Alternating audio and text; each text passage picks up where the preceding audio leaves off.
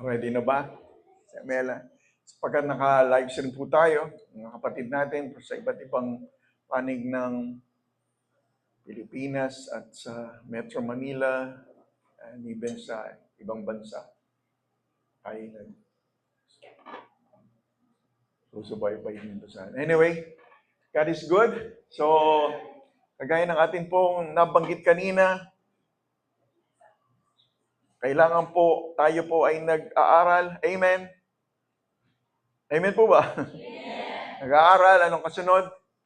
Nagpapaturo, natututo, nababago. So ito po ay bahagi ng pagbabago ng ating kaisipan. Kagaya na na-share kanina ni Samela, patungkol dun sa Jacob's Well, ito po ay isang enkwentro kay Lord.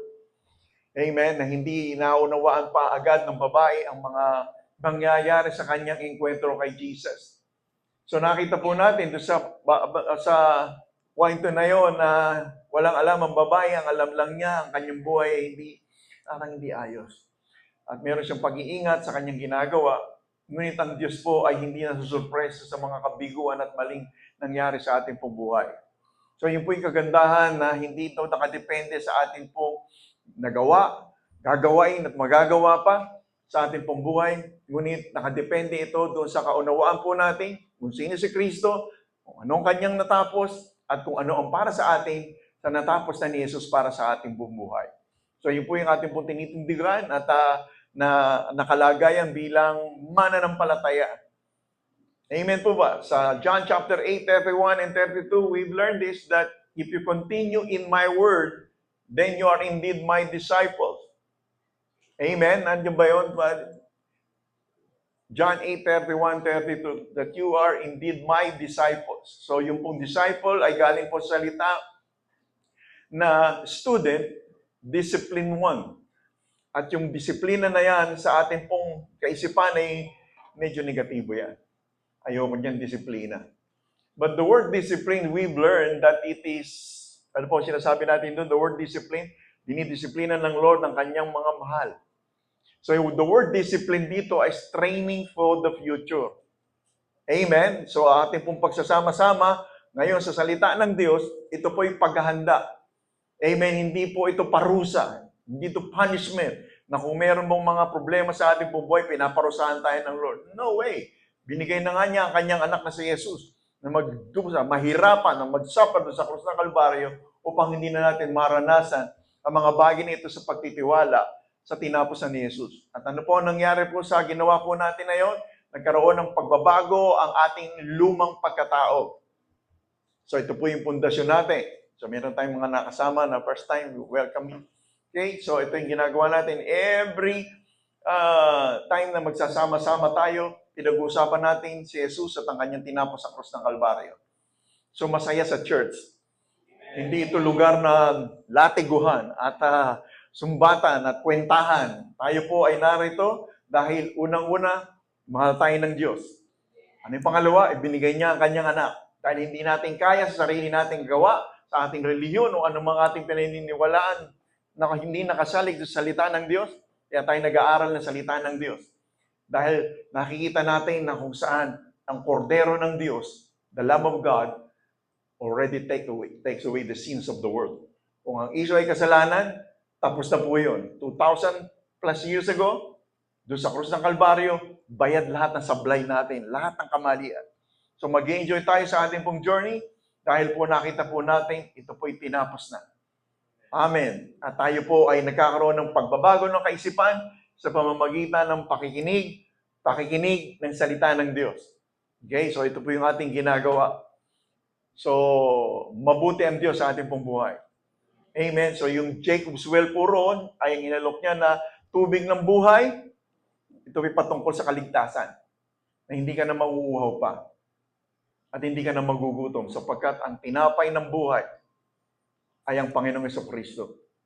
Ang tubig na iniinom na hindi na magbibigay ng kauhawan sa atin ay ang banal na Espiritu na sumasa atin. At yun ay patuloy po, hallelujah, na naranasan natin sa pagtitiwala sa salita ng Diyos. Amen? So kung sa pagtuloy ng ating pag-aaral sa aklat ng Efeso, nasa chapter 6 na tayo, medyo mahaba-haba na sa mga nakarating po, medyo nasa huling chapter na tayo. But anyway, ang salita ng Diyos ay laging sariwa. Laging merong inihahayag.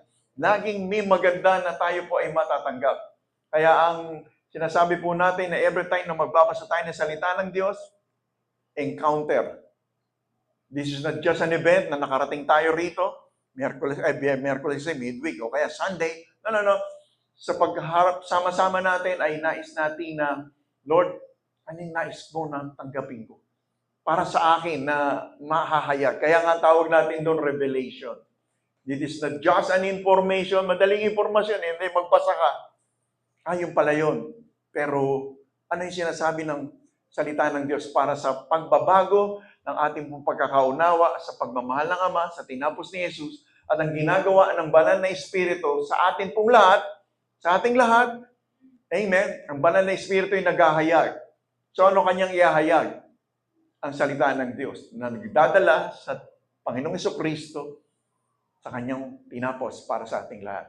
So ito po ay journey. So ito po yung mga natutunan natin sa Ephesians chapter 1 na ang kaligtasan ay grasya ng Diyos. We are saved by grace through faith. So magkasama po yun sa kanyang biyaya. So we've learned that we need to embrace, we need to accept yung tinasabi pong supernatural grace ng Lord. Ang grasya po ay hindi pwedeng tapatan ng ating pong gawa. Gawa ito ng Diyos. Amen po ba? Amen? So ang part po natin, maniwala. So ito pong nababasa natin din, Jesus said to those Jews which believed on Him. So ang issue rito, paniniwala. So ang lahat ng ating maririnig at mababasa, lalabas tayo sa lugar na ito, kayo po ang nakakaalam sa tinatawag na paniniwala. This is our part, to believe. So to those who believe, and if you continue in God's Word, then you are my disciples indeed. Estudyante tayo. Okay? Train for the future. Dumadaan tayo sa paghahanda. Pag dumating ang problema, pag dumating ang mga tinatawag po na pandaraya ng kaaway, hindi, na-train tayo dyan. Nakarinig na ako ng salita ng Diyos. Hindi ako kawawa. Hindi ako sakitin. Ang lahi namin ay blessed. Ano man ang nangyari in the past, bayad sa krus ng Kalbaryo. So, yun po yung ating idinideklara. Sapagkat ang kasunod nito, na-train na tayo. Ano ang kasunod? Verse 32. Then you will know the truth. And you shall know the truth. Sabihin po natin, katotohanan. Amen. Pero yung katotohanan na hindi natin alam, hindi magpapalaya sa atin. And you shall know the truth. Sino yung truth? Si Jesus. Si Jesus is the Word of God. Amen. Praise the Lord. So hindi natin pwedeng pag-iwalayin po yung ang Diyos, ang Panginoong Jesucristo, Ama, patungkol doon sa tinatawag na Scripture, salita ng Diyos.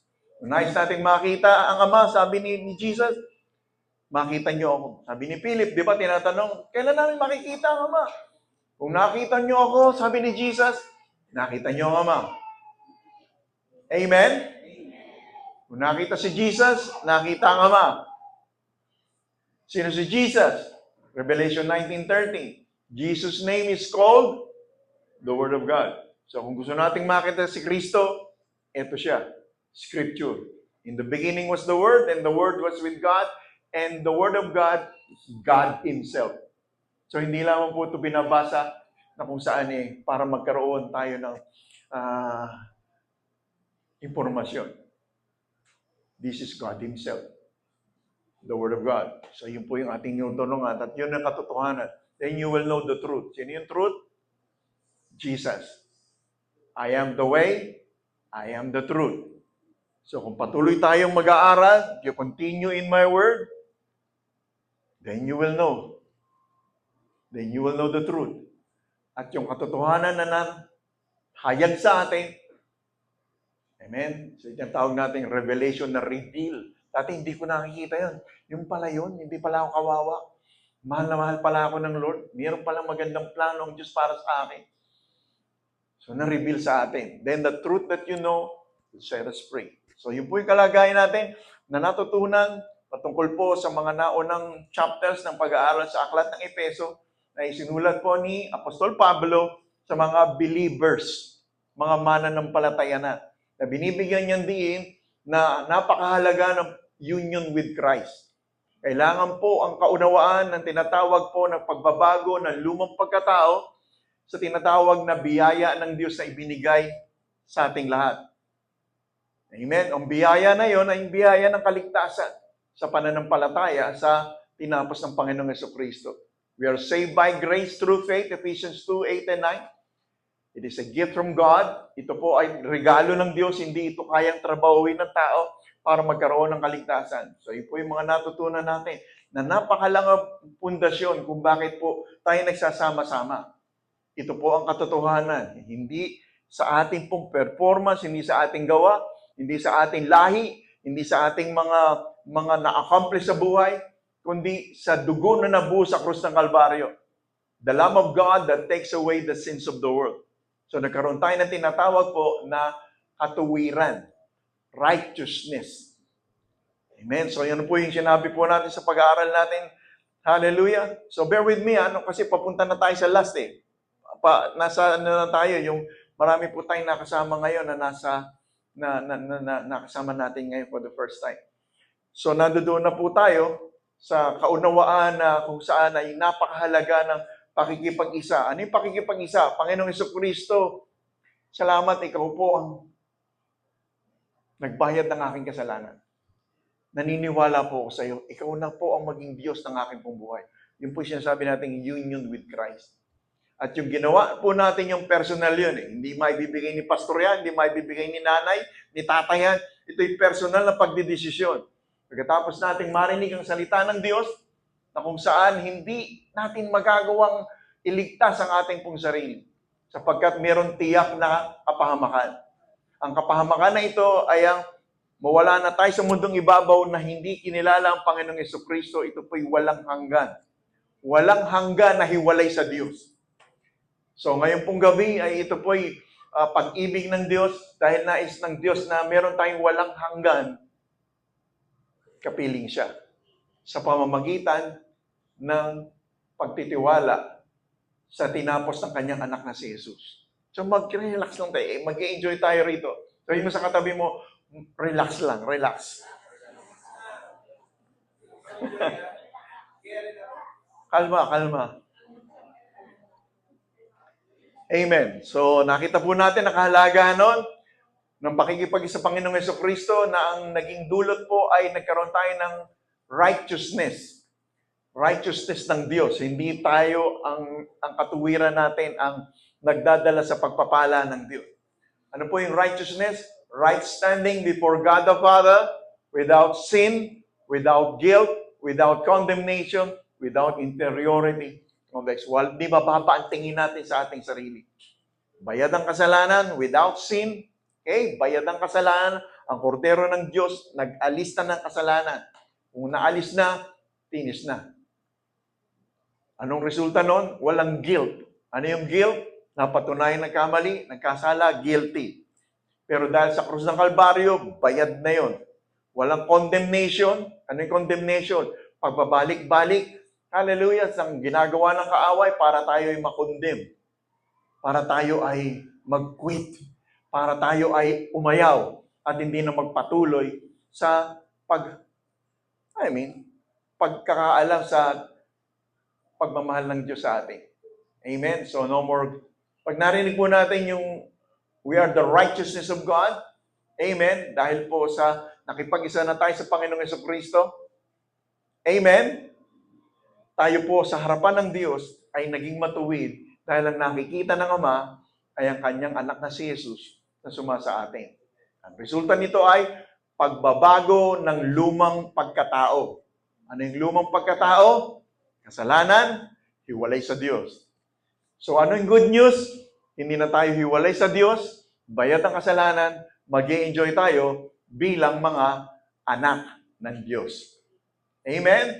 So sabi sa Bible, to them that believe and receive Jesus Christ, God the Father gave us that right, the power, the privilege to become His children.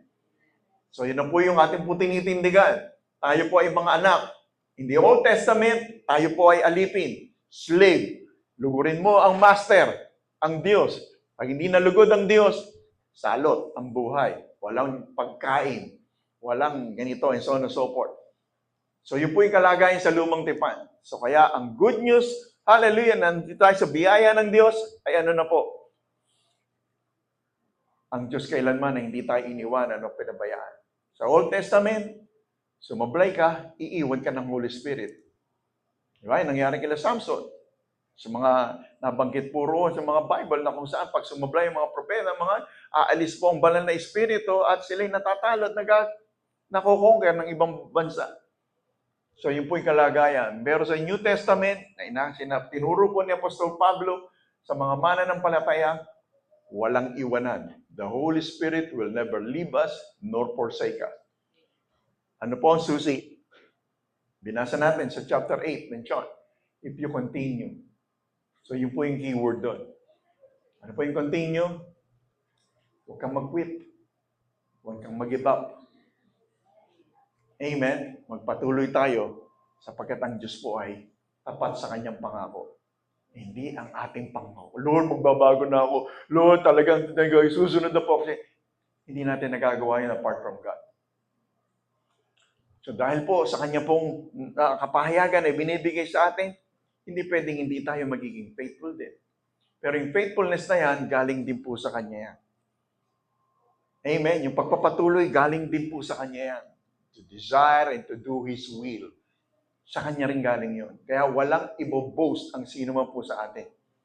Kaya sabihin uli natin sa ating katabi, continue in the Word. Sige, come on. Continue in the Word.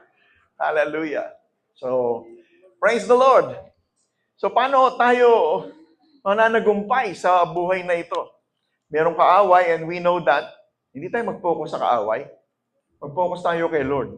Dahil wala naman nang mangyayari sa kaaway. Talunan na ang demonyong si Satanas. Amen. Satan is a defeated foe. Forever and ever. Hindi po siya kailan pa pwedeng manalo. Amen. So yun po yung katiyakan po natin. Kaya pagpunta po natin sa chapter 6 na itinuro po ni Apostol Pablo, para hindi po tayo madaya ng kaaway, ay meron po siyang binigit po roon na kung saan kasuotan. So ito po yung mga ilang babanggitin ko rito na sandata ng Diyos. Sa ibang sa English po na Bible, ang sabi po ng Bible is the armor of God. May baluti na tayo na isusuot. Bagamat ito po ay paglalarawan ni Apostol Pablo sa isa pong larawan ng isang sundalo na pupunta sa labanan. Amen. Sa isang sundalo na Romano na nakita niya na hindi po lalaban sa digmaan ang isa pong sundalo ng hubad. Of course, mamamatay siya. Kaya binigay po yung pong Ephesians chapter 6 na makita po natin yung tinasabing baluti ng Diyos. Isuot ninyo ang baluti na ito. Tinasabi po natin na sandata ng Diyos. Let's go to the word in Ephesians chapter 6. Simula tayo sa verse 10. Pero gusto ko yung translation na ito. Ano ba yung nakalagay sa atin dyan? Basahin ko muna to. Kasi merong word akong ginuitan, natuwa ako . Sa katapusan, ng sabi rito, magpalakas kayo sa Panginoon at sa kanyang dakilang kapangyarihan. Amen? So, yun po yung sabi ni Apostol Pablo, sa katapusan, sa kawakasan. Strengthen yourself in the Lord. So, magpalakas kayo sa Panginoon at sa kanyang dakilang kapangyarihan. Magbihis kayo ng buong sandata ng Diyos upang makatayo kayo laban sa pakana ng Diablo. So, yun po yung word pakana. Medyo sa amin sa Caloocan, yung panahon na yun, pagka yung pong word na yun na pakana, meron yung pandaraya, yung scheme, meron siyang ron na walang ibang may gawa nun, kundi yung tao na yun. Siya may pakana yan . Amen. So yun po yung word na ginamit dito na isang translation. Basahin nga natin dito sa verse 10. At bilang pangwakas, nasa chapter 6 na kasi, bilang pangwakas, magpakatatag kayo sa Panginoon. Yung Panginoon, sino po yung Panginoon? Si Lord? Sino si Lord? Si Jesus ang Word. So, gusto nyong lumakas po tayo. Ibig sabihin, meron tayong strength para sa tinatawag po na pandaraya, ang mga pakana ng kaaway sa ating buhay. Ano yung pakana ng kaaway ng Diablo? Kagulumihanan, sakit at karamdaman, problema, confusion, guilt, condemnation, ng mga kwenta, sumbat-sumbat na kaya na kung saan akala natin ay tayo ang nag-iisip. Pero inilalagay ito ng kaaway kasi yun po yung kanyang nais, tayo ay mag-quit. So, paano tayo lalakas?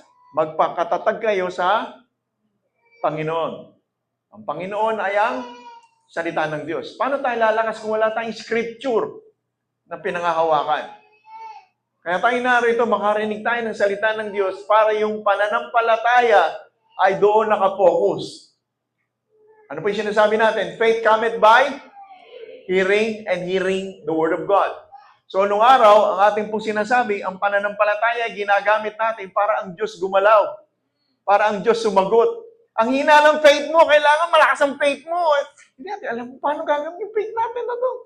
So, yun po yung lumang kaisipan po natin sa tinatawag po na lumang pananaw. Kaya ang mga tayo hirap na kung saan, ang hina kasi ng faith, buti pa siya. Kasi, may pabor siya sa Lord kasi malakas ang faith niya. So, yun po yung performa. Yun po yung batas. But the Word of God says, we are free from the law. Malaya na tayo. At ang biyaya na yan ay naroroon sa makita po natin, yung faith na yan ay hindi ginagamit para ang Diyos gumalaw, gumawa, sumagot. Ang pananampalataya ay ginagamit para makita na natin, tapos na. Amen? We are already blessed. We are already healed. So, hindi tayo nagmamakaawa sa Diyos. Amen? Hallelujah, hindi tayo kawawa. Ang ating pong sinasabi, hallelujah, tayo po ay nagiging matatag sa tinatawag po na kaunawaan sa salita ng Diyos sa Panginoon. Sa pamamagitan ng dakila niyang kapangyarihan. Ano bang kapangyarihan ng Diyos? The Bible says, the power of God, ano yun? I am not ashamed of the gospel, sabi ni Apostle Pablo, I am not ashamed of the gospel of the Lord Jesus Christ because it is the power of God, kapangyarihan ng Diyos. So, anong kapangyarihan ng Diyos? Salita niya.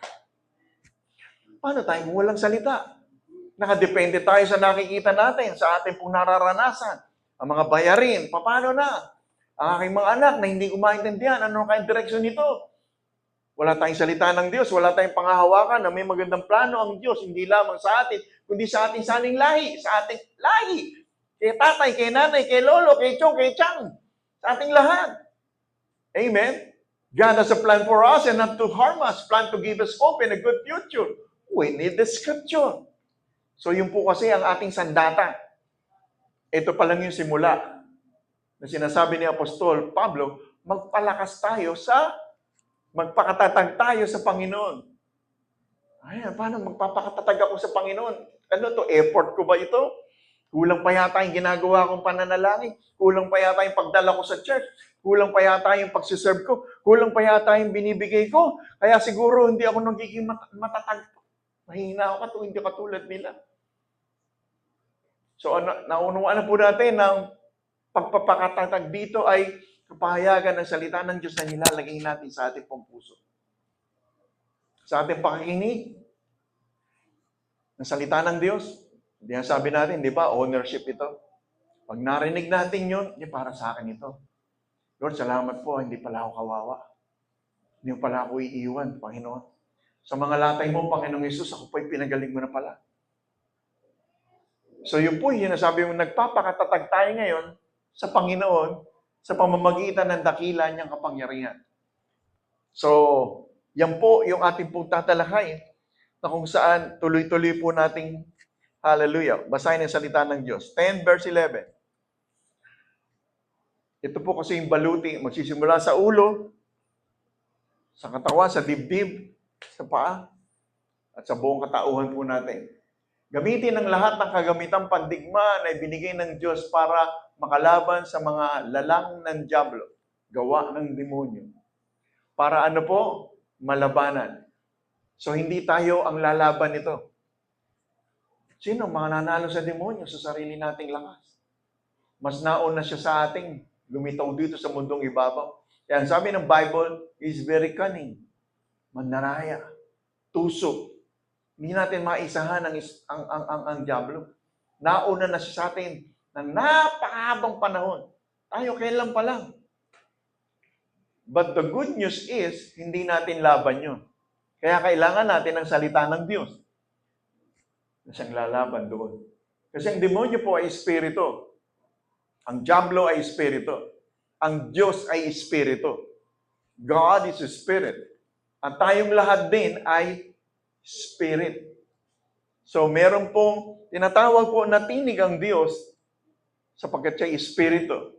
Meron din po tayong boses, meron din po tayong tinig na kung saan akala natin, hallelujah, ito ay tinig na sinasabi ng Diyos, yung pala ay atin lamang pong emosyon, atin lamang pong preconceived na kaisipan na ginagawa o salita ng kaaway. Kaya kung hindi tayo nagiging bihasa, hindi natin malalaman ang mga malalabanan, yung mga lalang ng diablo. Ano po yung lalang ng diablo? Takot, kahirapan, sakit at karamdaman, mangwasak ng paniniwala na mabuti ang Diyos sa atin, sirain ang mga relasyon, and so on and so forth, para hindi tayo magpatuloy at tayo ay mag-quit. Ang hirap palang mabonagin. Ang dahil bawal. Ang hirap palang ganito. Bakit ganon? Yung inaasahan ko pa naman na alam ang Bible, pero ba't ganon ang kanyang ginagawa, kanyang buhay? So nagpo-focus tayo ngayon sa nakikita in the natural. Yun po yung lalang ng diablo. Makatuon tayo doon po sa nakikita, sa pisikal. Kaya kailangan po natin ang baluti na ito para tayo po ay hindi madaya ng kaaway. Malabanan ang mga lalang. Ano yung lalang? May Tagalog na Tagalog. Eh. Gawa. Gawa ng diablo. Ulit natin. Ano ang gawa ng diablo? John 10:10. Anong job description ng diablo? To steal. Magnakaw. Magnakaw ng salita ng Diyos. Magnakaw ng kagalakan. Magnakaw ng kalusugan. Lahat yan ay patungo sa kamatayan. Steal, kill, and destroy. May maganda ba ron sa John 10:10? Walay. Wala. So yun po yung lalang. Nasaan na yun? The thief cometh to steal, in order to steal, kill, and destroy. Yun po yung job description ng diablo. Lalang. Kaya sakit at karamdaman, patungo yan sa kamatayan. Hindi yan kay Lord. Amen? Magwasak ng relasyon, hindi yan kay Lord. Siya nagre-restore ng relasyon. Amen? Still can destroy. But I came, sino yung dumating? Si Jesus. Si Jesus ay ang salita ng Diyos. So I came that they may have life, enjoy life. So dumating si Kristo, dumating ang salita, kapahayagan ng salita ng Diyos, at tayo nagkaroon ng buhay. Life. Life. Sino yung life? I am the way, I am the truth, and I am the life. I came so that you may have life. So nung na-born again tayo, doon pa lamang po ang buhay. Kung hindi nakasugpong kay Kristo Jesus, hindi yan ang buhay. Amen? Paano mo may enjoy ang buhay kung wala kang buhay? Kaya akala natin ang buhay lamang ay nandoon sa kung ano meron ka. O may bahay, yung sinanggit mo kanina, may bahay, ba't siya ako, may bahay ako, ganito, ganyan, siya meron ng sasakyan ako, wala nakasakay. So nakatuon po tayo sa mga bagay na temporal. Amen? Hindi natin tuloy ma-enjoy yung buhay na ito. Kung saan ang buhay na kay Kristo Jesus ay hindi habang panahon nasa kawalan, nasa kahirapan. Hindi habang panahon may sakit at karamdaman. Kasi nais ng Diyos na ma-enjoy natin ang ating pong buhay. I am the way, I am the truth, and I am the life. Wala nang iba. No one cometh to the Father except by and through the Word, si Jesus Christ. Kaya kailangan natin yung Word. Amen? And you have life and enjoy life and habit. Ano yung habit dyan? Yung life. Bitin? Nabuhay? Kulang?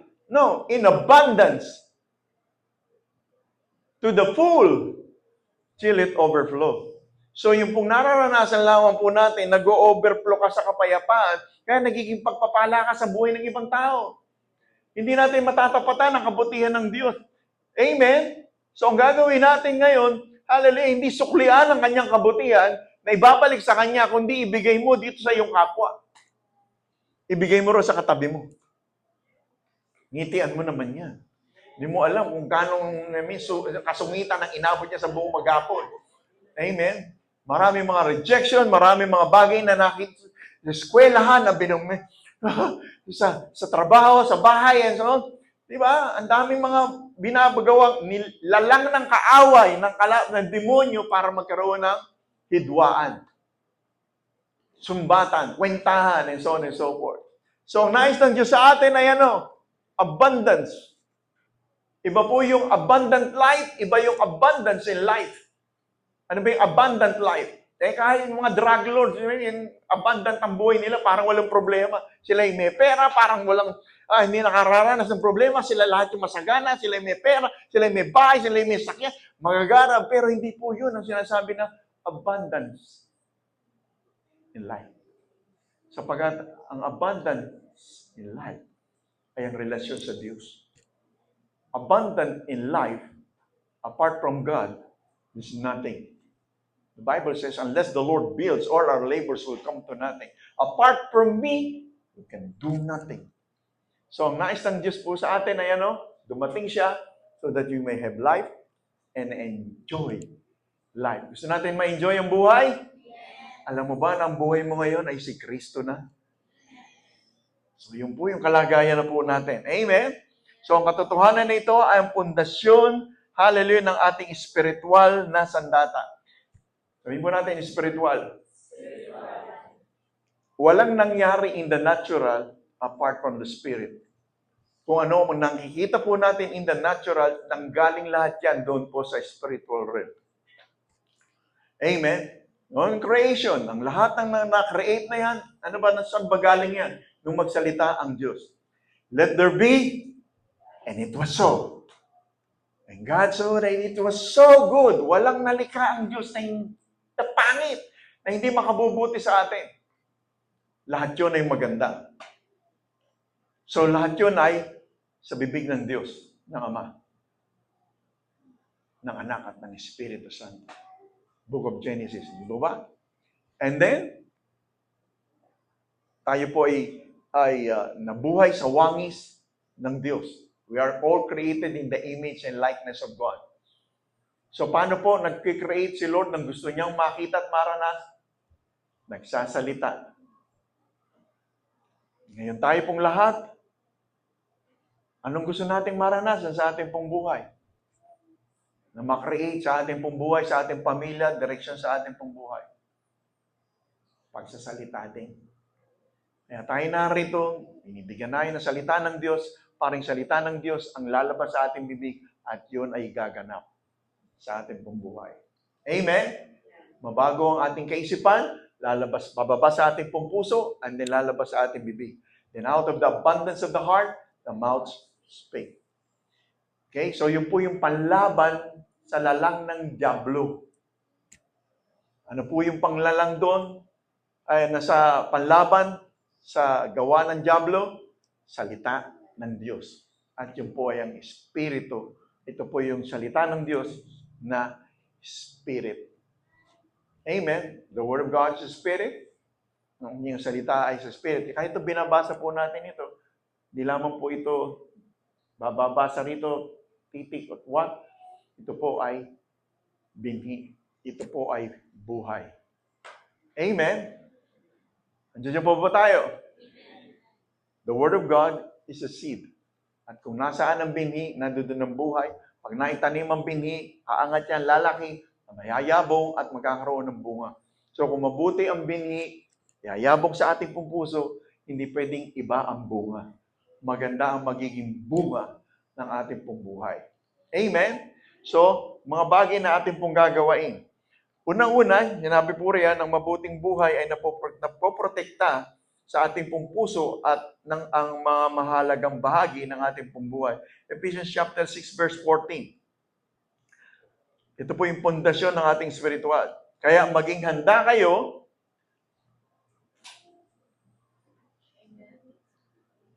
handa. Di ba? Bulutong! Handa! Ba't gumanong ka? Nakikinig ka eh. Di ba? Yung nag-CMT rito o nag-ROTC sa panahon namin nun. Kami po yung nadudoon po noon sa alagayan na yun. Ang aming pinakikinggan yung commander, yung aming corps commander. Kung ano sasabihin niya, nandoon kami, sabay-sabay kami. Kaming lahat yun. Pag sinabi niyang, lulutong, handa! Hindi pwedeng saan ka nakatingin. Hindi man kami nakatingin doon sa aming corps commander, pero yung inuutos niya, nasabi niya, di ba? Maging handa. Paano tayo magiging handa? Kaya maging handa kayo. Ito po ipagpapaalala. Bakit po? May kalaban. Maging handa. Anong gagawin daw? Gawing sinturon ang katotohanan. The belt of truth. Ano yung truth? The word.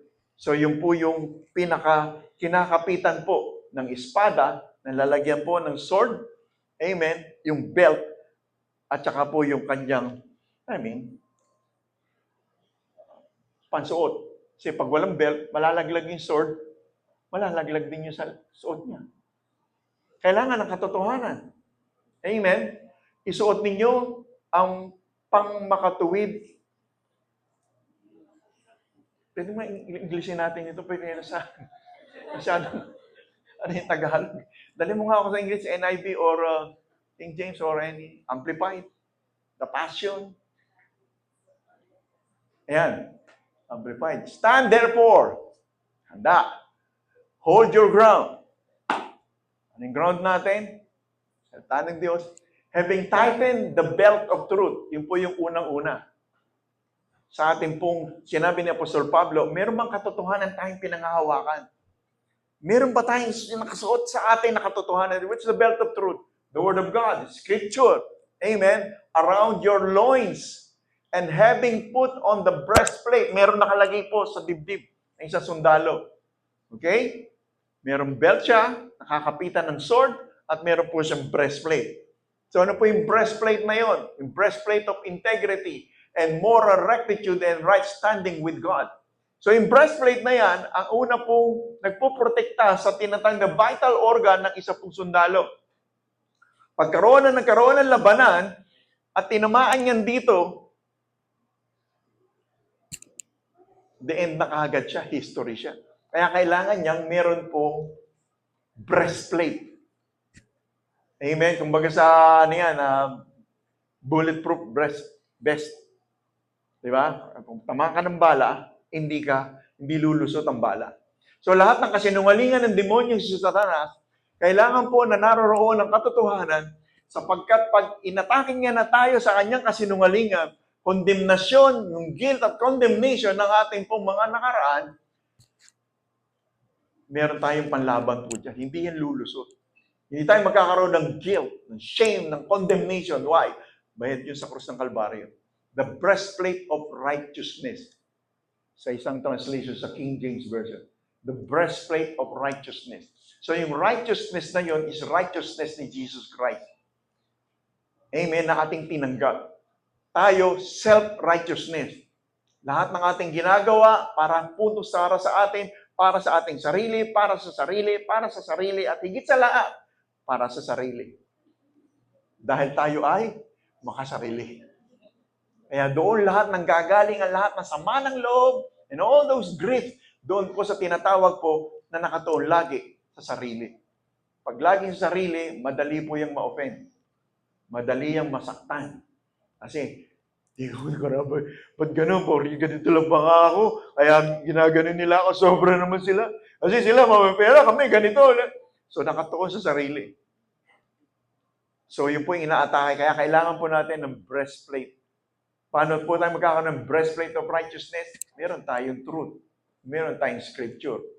Amen? Nasusundan po ba natin? So, ito po yung sinasabi ni Apostol Pablo para tayong maging handa sa gawa ng kaaway. Isuot natin ang baluti na ito. Wear the full armor of God. Amen? Ano yung una dyan? Truth. Belt of truth. Pangalawa po, the breastplate of righteousness, ang baluti ng katarungan, mabuting buhay. Verse 15. Tuloy mo na sa English. Medyo yung Tagalog natin, ayan o. So, having shod your feet sa message. Tingnan natin sa message.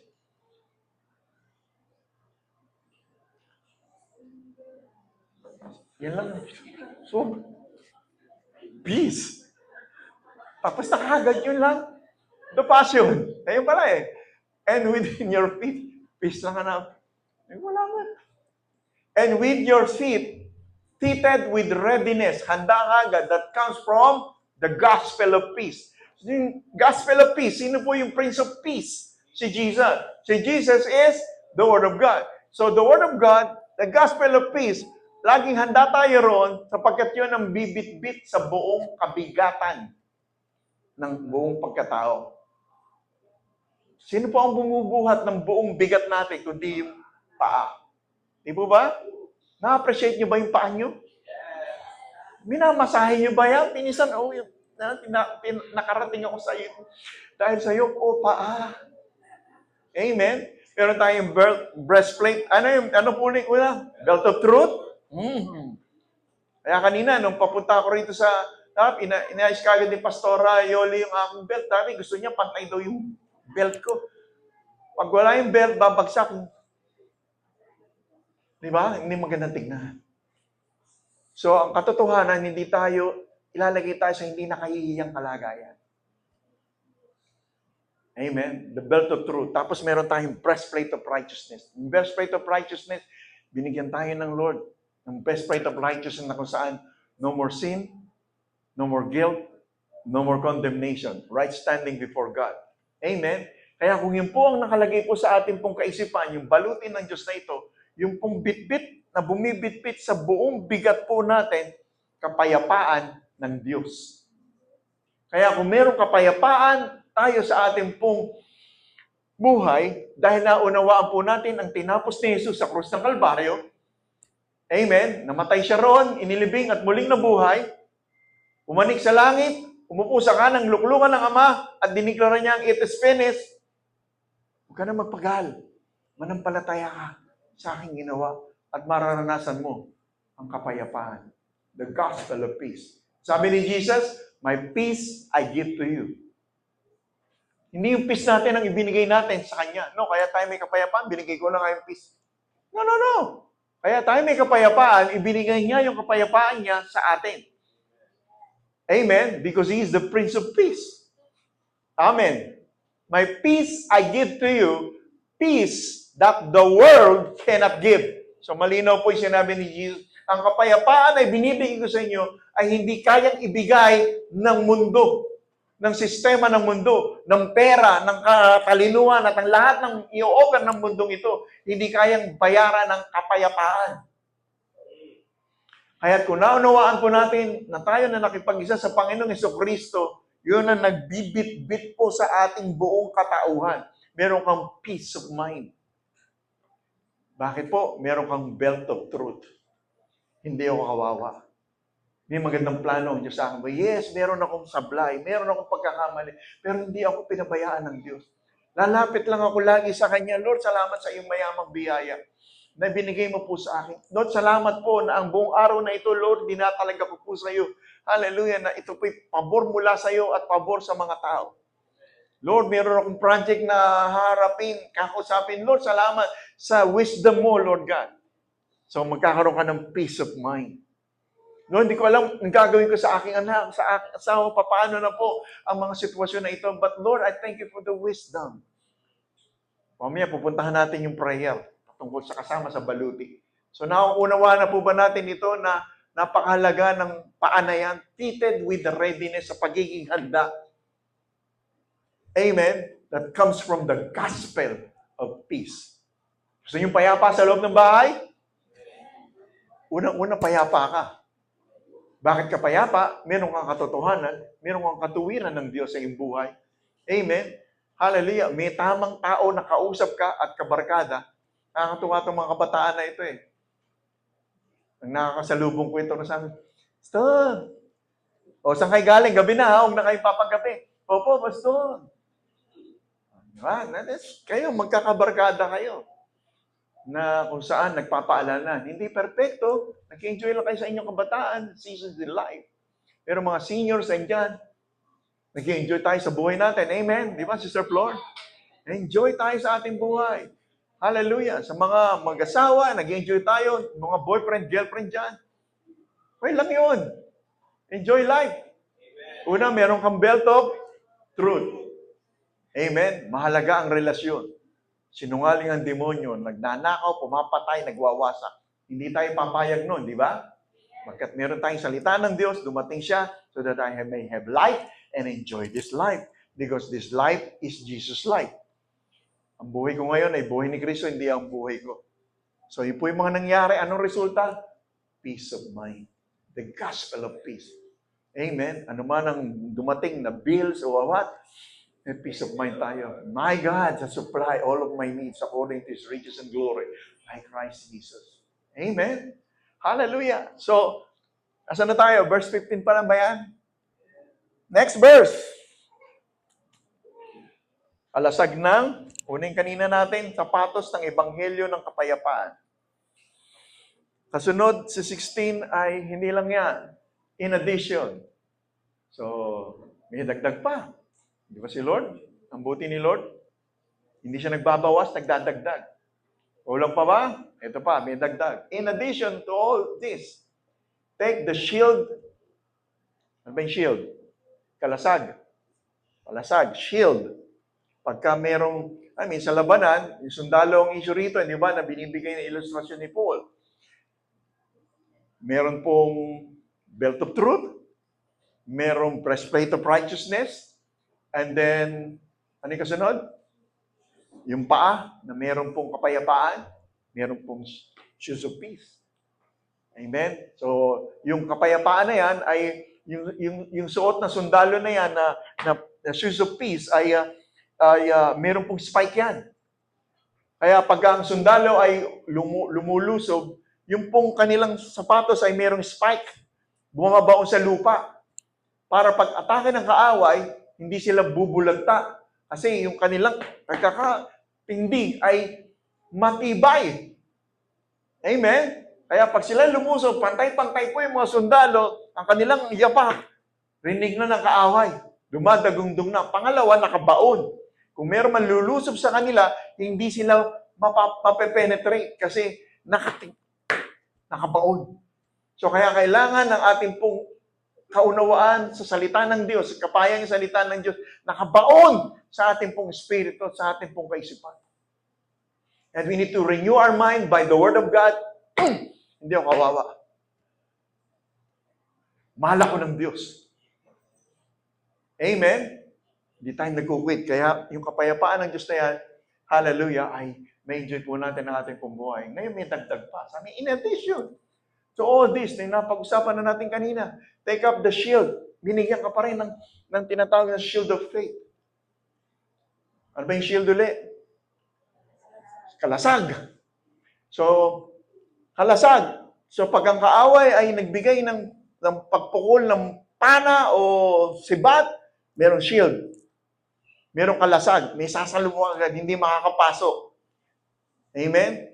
Kung makalusog man ng pana, meron ka naman breastplate of righteousness. Hindi siya babaon sa vital organ. Hindi ka makukondem. Hindi ka mamamatay. Hindi ka magigilt. Bakit? Katuwiran ng Diyos. Shield of faith. So yung shield po na yung kalasag na yan, ang mga sundalo po noon ng Romano, inaayos po yung kanila pong shield. Ito po ay balat. Binababad sa tinatawag po na oil, pinatutuyo, lulutong titigas, tapos aanin na naman po yan ng oil. For what purpose? Maging matibay, maging matatag. Kaya pag sabi ng kaaway dyan, fiery flaming arrows of the evil one, ma-extinguish, mamamatay. Kaya kahit nagliliyab, yung pinapana, o inaan sa kanila na naglalagablab, hindi mamamatay po yun at hindi makalulusot yung araw ng kaaway. Kasi babad yan ng oil. And that's the work of the Holy Spirit of God sa ating pong buhay. Kung tayo po ay naroon at every time that we worship the Lord, and yung sitwasyon sa ating pong buhay, we appreciate ang banal na Spirit sa ating pong buhay. Ano man pukol ng kaaway sa ating pong buhay, the fiery arrows of the evil one, para tayo madaya, para tayo umayaw, para tayo mag-quit, hindi lulusot. Andiyan po ba tayo? So meron ka na pong kalasag. Hindi ka madadaya ng tinatawag na mga lalang ng dyablo na to. Mga gawa ng kaaway. Anong gawa ng kaaway? Steal, kill, and destroy. Amen? Hindi makalulusot yung pandaraya niya. Anong binasa natin kanina? Pakana ng kaaway. Verse 17. Meron po ba tayong natututunan? Glory to God. Ang bilis ng oras. Then, verse 17. Yun na ba yun?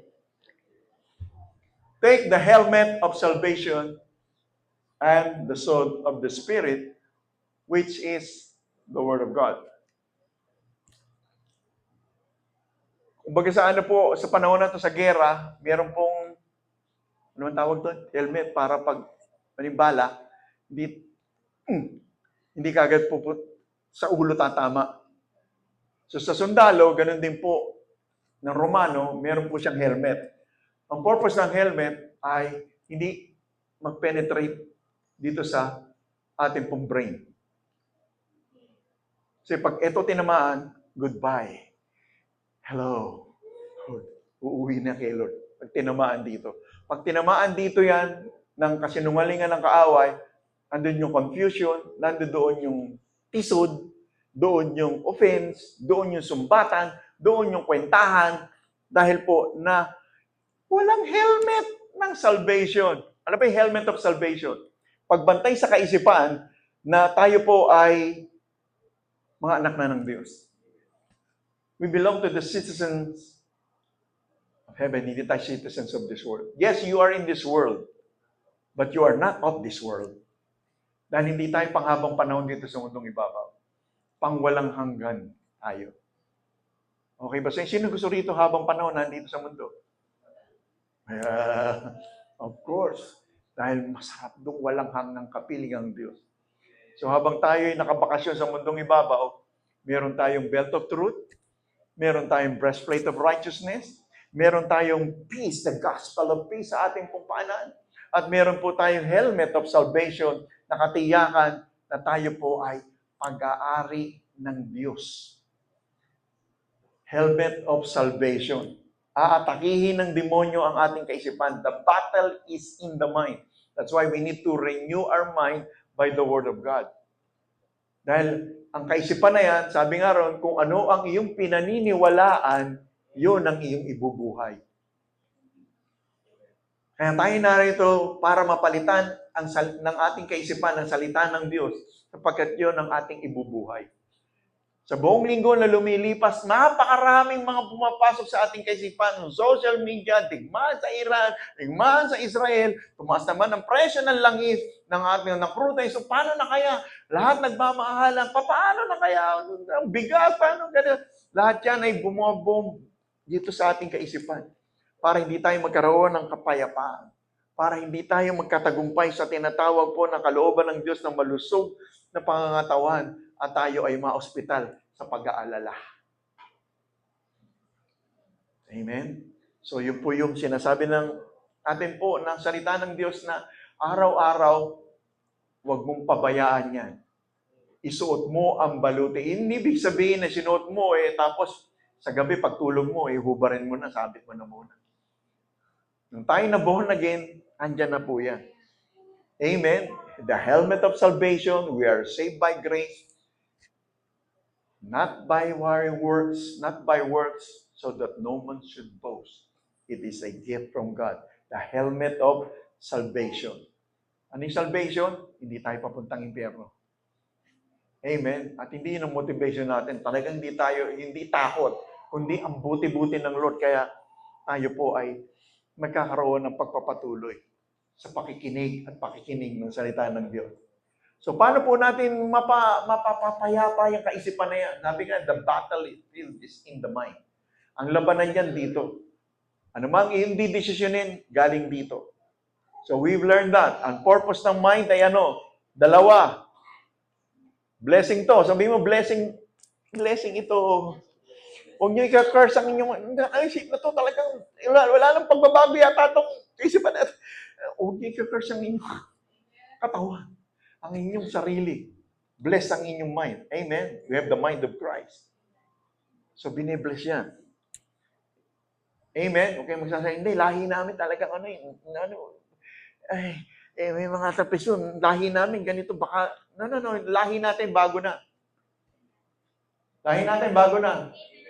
Ayun, amen? Bakit po? May nakabantay dyan. Ano yung brain na yan? Dalawa ang ginagamit. Narinig nyo na ito. Anong purpose ng mind? Dalawa. Memory, replay, imagination, pre-play. Very powerful. Replay. Diba? Kaya walang nakausad ng mga mananampalataya na dahil replay ng nakaraan na pangit. Gamit ng mind. Pero dahil na unawaan natin ang tinapos ni Kristo sa krus ng Kalbaryo, yung maaalala natin, yung memory, nire-replay natin kabutihan ng Diyos. Hindi yung sablay natin. Yung mga kakulangan natin, nare-replay natin. Yung panahon na hindi ako pinabayaan ng Lord. Grabe ka, Lord. Memories. Sweet, sweet memories. Diba? Pangalawa, ano yung pangalawa? Imagination. Pre-play. Hindi pa nangyayari, may imagine mo na. Diba? Architect? Ano si Architect Jay? Diba?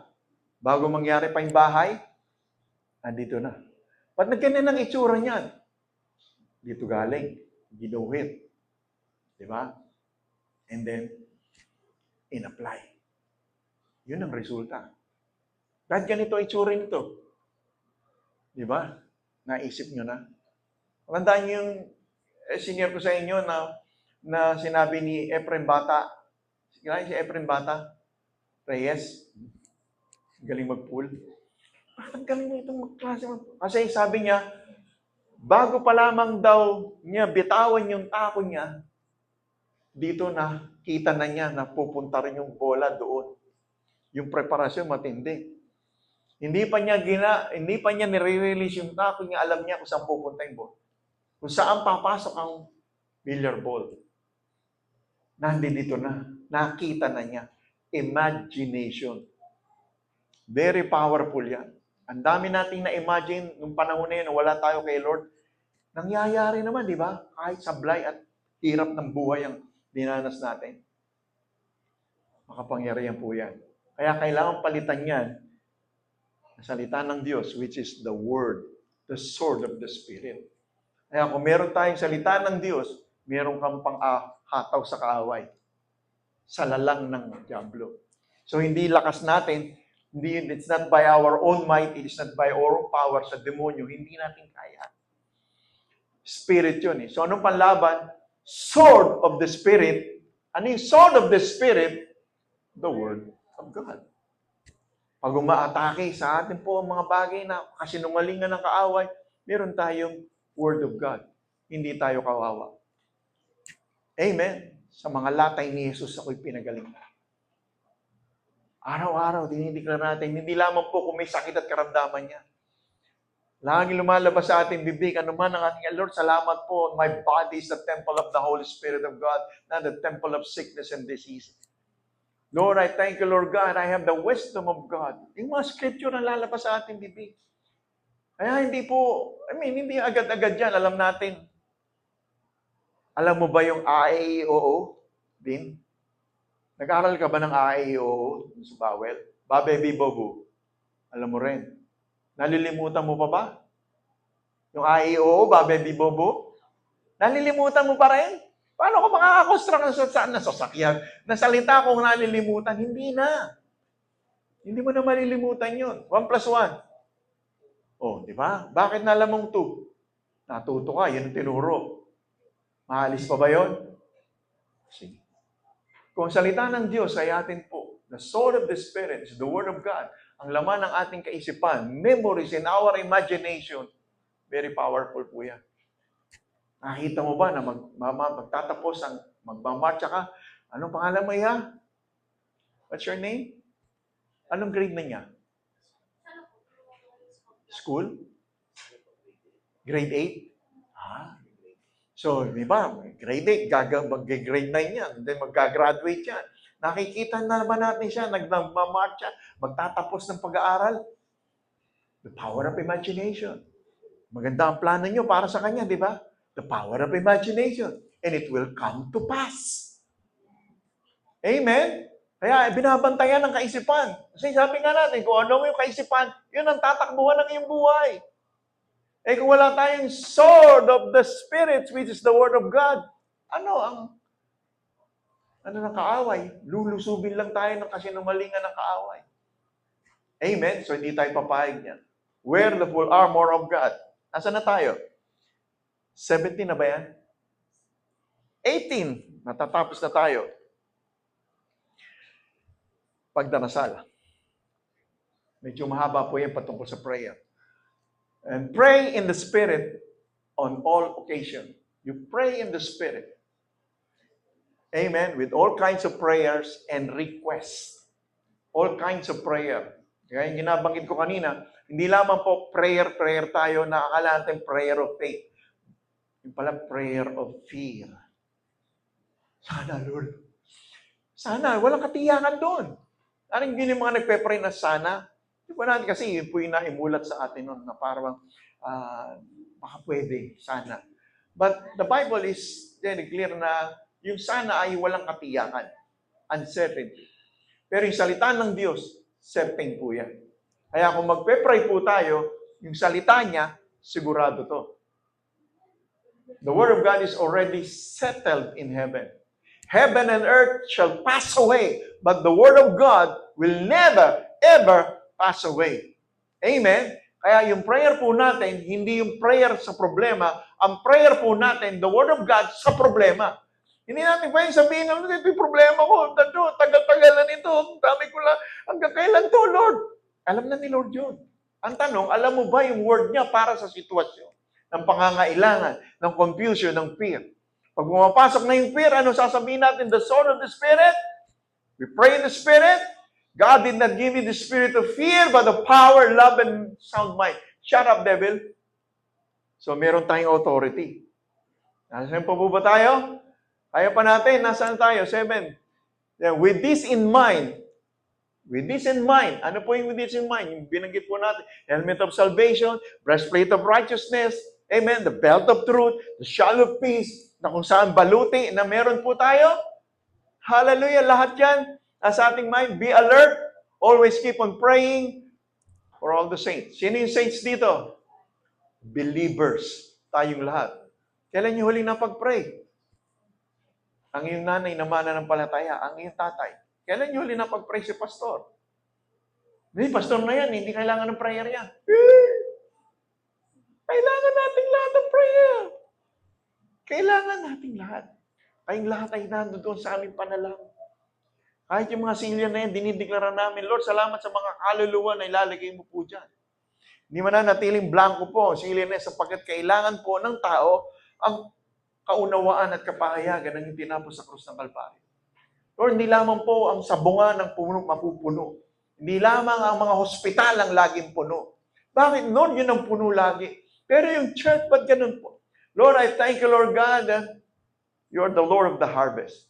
The harvest is plentiful, but Lord, we pray, send laborers for your kingdom. So yan po yung mga nandiyan sa inyong mga puso ngayon. And someday, katulad nyo rin po ako, nakaupo dyan. Hinig lang. Hindi ko alam kung ano pa. Hindi pala magiging, ito pala yung panawagan ng Diyos sa akin. Hindi ko agad alam yun.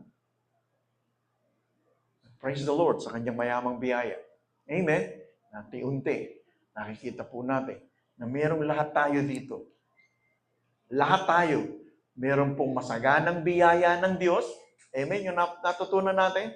Masaganang biyaya ng Diyos sa lahat ng tumanggap. Na tayong lahat ay tumanggap lahat ng sunod-sunod na pagpapala. Wala ritong inferior, superior, walang inferior. Lahat tayo pantay-pantay sa ating Panginoon. Amen? So, pananalangin ay mahalaga sa pagpapanatili sa ating spiritual na buhay. Kasi communication yun sa Lord. Kaya kailangan natin mag-pray. Hindi para pagandahan ng uri ng panalangin na parang banal na banal. Makapag-usap ka, Lord, nahihirapan po yung loob ko eh. Hindi ko po naintindihan ang sitwasyon. Praise the Lord. Di ba? Puso sa puso ang issue. Hindi yung sobrang ganda ng panalangin eh. Hindi naman nagkaintindihan. Pangalawa, ang sinasabi natin panalangin pala ng takot, hindi panalangin ng pananampalataya. Amen? Hallelujah. So, nakita po natin ang mga katotohanan nito, naway mapalakas tayo ng Panginoon, at tayo po ay magbihis na sinasabi po na ito, ng sandata ng Panginoon. We need to wear this armor of God. Sa bawat sandali. Amen? Hindi lamang po ito sa panambahan sinusuot, sa araw-araw ng ating pambuhay, nararayan na po yan. Ma-enjoy po natin ang ating kalagayan sa tinapos ng ating Panginoong Hesus sa ating pambuhay. Amen? Hallelujah! 1 Peter chapter 5, verse, dito na po ako magbabakas. Paano natin mapapanagumpayan ang kaaway? Dalawang scripture na lang po ito. Humanda kayo at mag-ingat. Dahil ang kaaway ninyong si Satanas. Ano ba yung English na, no? Ay, hindi pa yun. 1 Peter chapter 5 verse 9 and then 1 Peter John chapter 4 James chapter 4 verse 7 and then I will end it. Resist him standing firm in faith because you know that your brothers through the world are going to this suffering. Humanda kayo, sa Tagalog basahin ko. Humanda kayo at mag-ingat dahil ang kaaway niyo si Satanas ay umaaligid. Verse 8 and 9 tayo. Nasa 9 na kagad pala to. Sa 8 muna.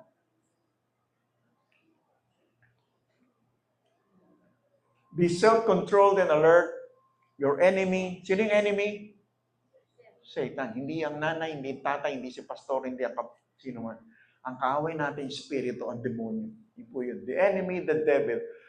Ikot-ikot lang yan. Strolls around like a roaring, maingay na liyo. May pera ka, ba't ganyan ang buhay mo? Wala naman. Araw-araw yan, lalo na pag Sunday, aatake yan, Saturday. O, nilalagnat ka na, tinan mo, mainit ang katawan mo. Nag-church ka pa ba? Yan ang di ba, busy-busy ka. Seeking who may, looking for someone. Looking for someone. Huwag ka nang luminya dun sa someone. Amen. Naghahanap siya ng masisila. Seeking whom he may devour. Amen. So, wag po tayo. Paano natin mapapanagumpayan yan? Sa labanan na yan.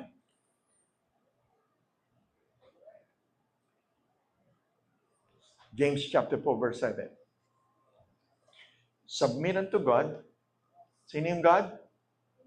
The Word. Submit to the Word, then resist. Ito yung laban. Labanan ng dyablo. Resist. Hindi ka papayag.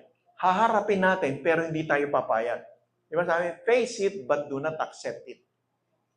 Kung may mga sitwasyon na tayong harapin natin, pero huwag natin tatanggap. Yes, may mga sakit at karamdaman. Face it, but do not accept it. So anong ating gagawin? Submit yourselves then to God. Submit yourself then to God. Sino God? Jesus, sino si Jesus? the Word. Kaya nga kailangan natin yung Word. Doon tayo magsasubmit sa Word. Nariyan po ba tayo? Submit unto, ito yung katagumpayan sa kaaway. Submit unto God. Kasi pag pasakop tayo sa salita ng Diyos, hindi tayo kawawa, hindi tayo sakitin, amen? Hindi tayo kawawa, hindi tayo mahirap. Tayo pinagpala ng Diyos. Tayo po ay pinasagana ng Diyos.